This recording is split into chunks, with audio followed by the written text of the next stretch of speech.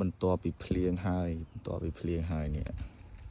បន្ទាប់ពីភ្លៀងហើយបែកមាត់ចាបជុំធម្មតាបែកមាត់ចាបហ្នឹងថាឧទាហរណ៍ថាវាបែកមាត់ចាបហើយត្រូវទឹកភ្លៀងគឺវាជ្រុះហើយតែនេះនេះ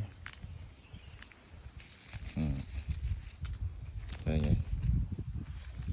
ឃើញទេនេះ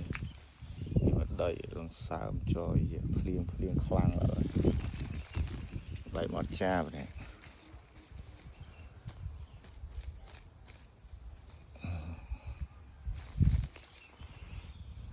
ចឹងអាបែកមាត់ចាបហ្នឹងសំខាន់តែវាបែកមាត់ចាបចឹងហើយតែត្រូវទឹកភ្លៀងគឺវាត្រូវតែជ្រុះត្រូវទឹកភ្លៀងក៏ប៉ុន្តែបើសិនជាត្រូវទឹកភ្លៀងហើយវាមិនជ្រុះអាហ្នឹងដោយសា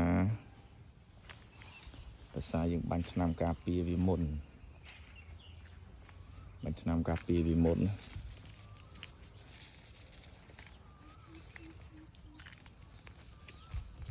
នឹងសិតជាបែកមាត់ចាបទាំងអស់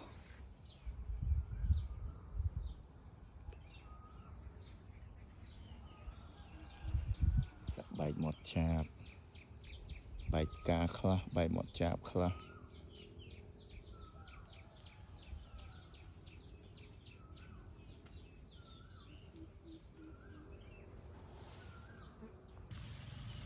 បន្ទាប់ពីភ្លៀងហើយដាក់ទឹក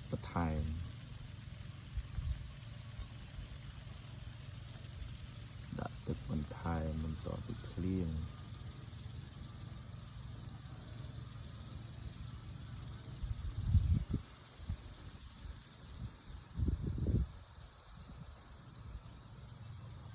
មេឃងងឹតទៀតហើយមេ